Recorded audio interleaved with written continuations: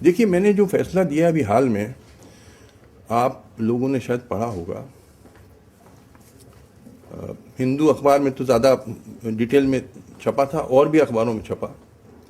वैसे इंटरनेट पे वो है फैसला, Kailash versus state of Maharashtra.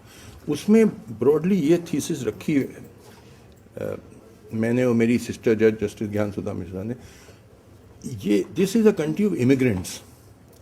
92% 92% लोग जो हिंदुस्तान में आज रह रहे हैं उनके पुरखे बाहर से आए थे। हम लोग बाहर की औलाद है। अभी सलमान साहब ने बड़ा अच्छा नाटक लिखा है, बाबर की औलाद। तो अब मैं इनसे बल्कि गुजारिश करना चाहता हूं दूसरा नाटक लिखें, बाहर की औलाद। हम लोग, क्या हिंदुस्तान है आपको नहीं मालूम, क्या हमारी संस्कृति है आपको, you don't know what is India, you don't know what is your culture, what will you tell, क्या गाइड आप दूसरों को रास्ता दिखाएंगे जब आपको खुद ही नहीं रास्ता मालूम। तो पहले आपको खुद अपने आइडियाज क्लेरिफाई करने हैं। अगर आप चाहते हैं कि आप जनता को, समाज को रास्ता दिखाएं, पहले आप you have to clarify your own idea, what is India. इसलिए मैं आपको बताना चाहता हूं, उसका कनेक्शन उर्दू से फिर धीरे धीरे आएगा। तो सब बाहर कितना है, मैंने देखा जाके इनका बहुत अच्छा नाटक है, उर्दू में प्रोड्यूस हुआ था, अब अंग्रेजी में होने वाला है मुझे। तो सलमान साहब आप शायद इस पे गौर करें। हम लोग सब बाहर के, एक्सेप्ट जो ट्राइबल्स हैं, जो आदिवासी लोग जो जंगलों में रहते हैं, भील, संथाल, गोंड। ये first thing about your country you must understand कि हमारे पुरखे बाहर के। North America is a country of new immigrants. USA, Canada में लोग आए थे ज़्यादातर यूरोप से पिछले 400-500 सेंचुरी से। हमारे यहाँ आ रहे हैं करीब 10,000 साल से लोग हिंदुस्तान में आते, ज़्यादातर नॉर्थ वेस्ट से आए और to a lesser extent north east से। क्यों आए यहाँ पे लोग, यहाँ से नहीं जाते हैं बाहर कोई।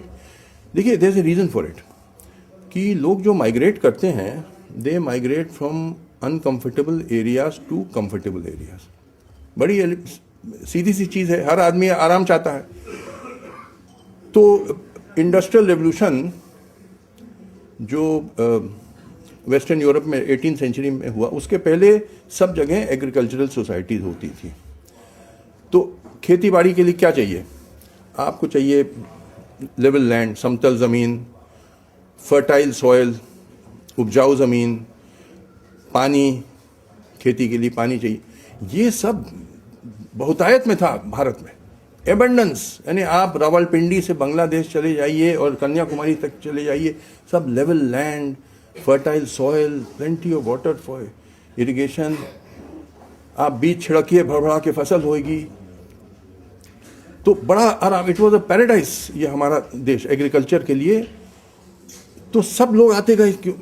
अब देखिए, यहाँ से क्यों आदमी कोई जाएगा अफगानिस्तान, जो बर्फीला है, पथरीला है, बड़ी तकलीफ दे है, क्यों जाएगा, क्यों तकलीफ में जाएगा। सब लोग यहाँ आते थे, हजारों साल से आते जा रहे हैं, क्योंकि यहाँ बड़ा आराम था। It was paradise for agriculture. कोई भी हमला भारत से बाहर नहीं हुआ, सारे बाहर से यहाँ आते हमले हुए। आपने अपनी हिस्ट्री बुक्स में पढ़ा होगा, चाहे अलेक्जेंडर द ग्रेट हो, बाबर हो, कोई हो, सब बाहर से यहाँ आते थे, क्योंकि यहाँ बड़ा आराम था। इट इज नेचुरल की country which was gifted with by nature. और जैसे मैंने कहा कि ओरिजिनल इनहेबिटेंट्स के बारे में पहले व्यू थी कि यहाँ ड्रेविडियंस थे, बट नाउ अब वो व्यू खत्म हो गई है। अब ये माना जाता है ड्रेविडियंस भी ये नॉर्थ वेस्ट से आए, क्योंकि वहाँ एक भाषा है ब्राहुई, बलूचिस्तान में जो तमिल से मिलती जुलती है।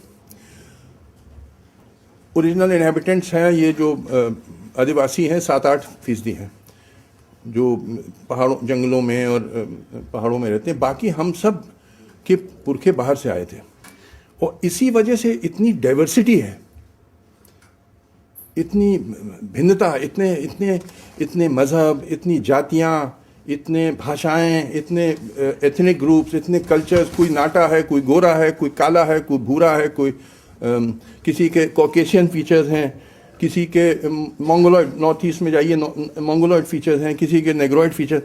ट्रेमेंडस डाइवर्सिटी। आप कंपेयर करिए इंडिया को चाइना से, तब आपको बात समझ में आएगी। देखिए, चीन की आबादी हमसे ज़्यादा आबादी है, हमारा है करीब 115 करोड़, वो 130 करोड़, और उनका जो लैंड एरिया है करीब 2.5 गुना ज़्यादा है भारत से।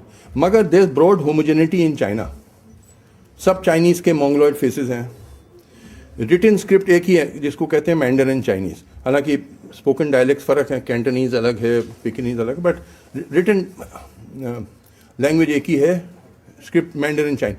एंड 95% चाइनीज़ जो हैं वो एक एथनिक ग्रुप के हैं जिसको कहते हैं हान चाइनीज़, 95%। तो ब्रॉड होमोजेनिटी है चाइना में, not total homogeneity but broad homogeneity. यहाँ डाइवर्सिटी बहुत है भारत में, और उसका वजह है कि this is a country of immigrants. जो इमिग्रेंट्स आते थे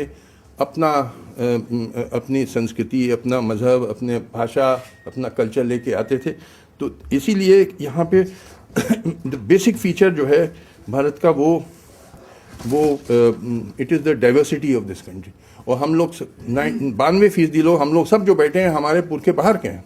तो इसीलिए मैंने सलमान खुर्शीद साहब से कहा आप दूसरा नाटक लिखें, बाहर की औलाद। हम लोग सब बाहर की औलाद है, don't confine it to Babur की औलाद। अभी एक ही नाटक लिखा है इन्होंने।